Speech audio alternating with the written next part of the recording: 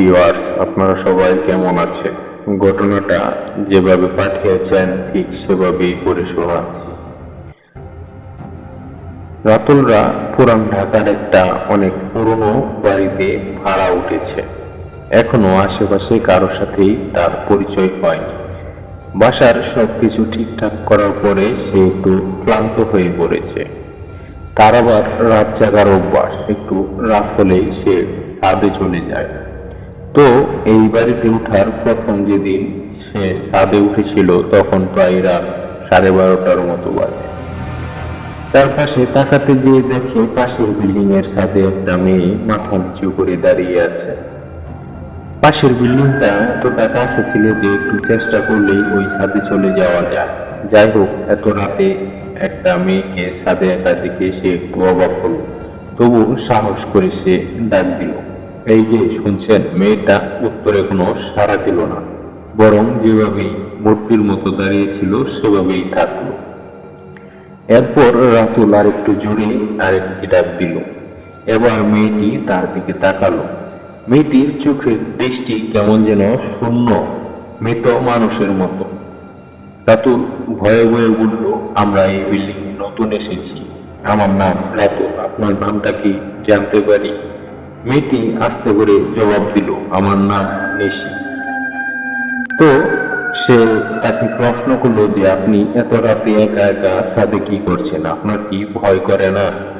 উত্তরে নিশি মেয়েটি বলল, আমি প্রতিদিন এই রাতে বাসার ছাদে আসি, আমার ভালো লাগে। এভাবে একটু একটু করে সেদিন অনেকক্ষণ গল্প করলো তারা দুজন। তারপর বাসায় চলে আসলো। কিন্তু বাসায় আসার পর থেকেই তার সাথে অদ্ভুত সব ঘটনা ঘটতে থাকলো।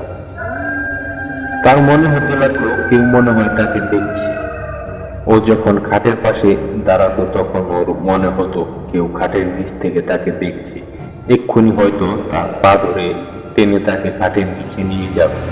আবার ওয়াশরুমে গেলে মনে হতো বেসিং এর পাশে কেউ দাঁড়িয়ে আছে।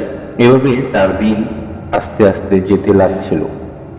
আর এদিকে প্রতি রাতেই ছাদে উঠে নিশির সাথে গল্প করছিল সে। এভাবে চলতে থাকলো রাতুলের কিছুদিন। রাতুল এক সময় খেয়াল করলো নিশি কখনো আসে না। ব্যাপারটা ওর কাছে অদ্ভুত লাগলো। ভাবলো হয়তো বা ওর এইরকম স্বভাব, তাই সে এই বিষয়ে কোনো পাত্তা দিল না। তো হঠাৎ একদিন নিশি বলল, মার্চের 15 তারিখ আমার জন্মদিন, আপনি আসবেন? রাতুল বলল, কখন যাব? নিশি বলল যে রাত 11টার দিকে আমাদের বাসায় আসবে। শুনে রাতুল একটু অবাক হলো যে এত রাতে কেউ দাওয়াত দেয় নাকি, কিন্তু কিছু বলল না সে। সেদিন ছিল 13 তারিখ। পরের দিন রাতুল ছাদে যেয়ে দেখলো নিশি আজকে ছাদে আসেনি। ভাবলো হয়তোবা সে ব্যস্ত। 13 তারিখ রাতে রাতুল একটা ভয়ানক স্বপ্ন দেখছিল। দেখলো যে একটা বদ্ধ ঘরে রয়েছে সে, সেখানে একটা ফ্যানে 3টি সদ্যমৃত লাশ ঝুলছে, ফ্যানের 3টা পাখার সাথে। আর সেখান থেকে রক্ত গড়িয়ে ওর গায়ে পড়ছিল। প্রচন্ড আতঙ্কে ভয়ে রাতুলের ঘুম ভেঙে গেল। কিন্তু ব্যাপারটাকে শুধু স্বপ্ন ভেবে উড়িয়ে দিয়েছিল সে। কিন্তু সে বুঝতে পারছিল না যে পরের দিন তার সাথে এই ঘটনাটি সত্যি হতে যাচ্ছে। পরদিন রাতে নিশির জন্মদিনে যাওয়ার জন্য বের হলো সে। যেহেতু পাশের বিল্ডিংই, তাই একেবারে রাত 11টার দিকেই বের হলো সে। ওদের বাসায় যে দরজায় কড়া নাড়ার সাথে সাথে নিশি দরজা খুলল। ঘরে ঢুকে একটু অবাক হলো সে, কারণ কোনো মেহমান নেই তার এই জন্মদিনের দাওয়াতে, শুধু রাতুল একা। নিশি রাতুলকে বসতে দিয়ে ভেতরে চলে যায়। একটু পরে ওর বাবা মাকে নিয়ে আসলো। নিশির বাবা মাকে দেখে রাতুল এক অদ্ভুত ভয়ে চমকে দাঁড়িয়েছিল, কারণ তিনজনের দৃষ্টি একই রকম ছিল। একজন মৃত মানুষের চোখ মুখ যেরকম থাকে ঠিক সেরকম। তাদেরকে দেখে জীবিত মানুষ বলে মনে হচ্ছিল না, আর কারো মুখেই হাসি ছিল না। রাতুল বুঝে গেল যে সে কোনো বিপদে পড়তে যাচ্ছে। আর বাড়িটার চারপাশ এরকম ছিল যে মনে হচ্ছিল এই বাড়িতে অনেক বছর যাবৎ কেউ আসা যাওয়া করে না। সাথে সাথেই কোনো কথা না বলে দরজা থেকে পা বাড়াতে শুরু করলো সে, কিন্তু ততক্ষণে ওরা তিনজন তাকে চারদিক থেকে ঘিরে ধরেছে। রাতুল ওই তিনজনের হাত থেকে বাঁচার জন্য সে যত দোয়া দূরত জানত তা জোরে জোরে পড়া শুরু করলো। দোয়া শুনে ওরা তিনজন ভয়ঙ্করভাবে চিৎকার করছিল, আর ওদের গায়ের মাংসগুলো খসে খসে পড়ছিল। এটা দেখে রাতুল অনেক ভয়ে অনেক কষ্টে ওই ঘরের দরজা থেকে কোনো রকম বের হয়ে অজ্ঞান হয়ে পড়ে যায়।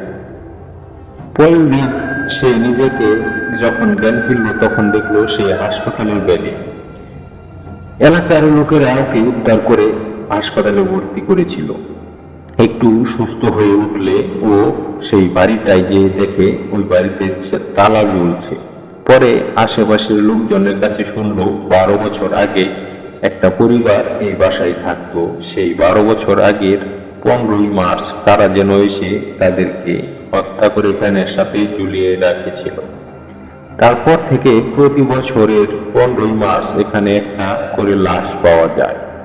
তবে রাতুলই ছিল একমাত্র ভাগ্যবান ব্যক্তি যে এই 15 তারিখ এই বাড়ি থেকে বেঁচে ফিরেছেন। তো রাতুল এরপর আশেপাশের মানুষদের সাথে আরো জিজ্ঞাসা করে যে এই বাড়িতে এখন বর্তমানে কোনো মানুষ ভাড়া থাকে কিনা, কিন্তু উত্তরে বলল এই বাড়িটি আজ থেকে প্রায় 15 বছর বা 12 বছর পর্যন্ত বন্ধই ছিল, এই বাড়িতে কেউ ভাড়া থাকে না। এরপর রাতুল এতটাই ভয় পায় যে ওই এলাকা ছেড়ে অন্য এলাকায় চলে গিয়েছিল।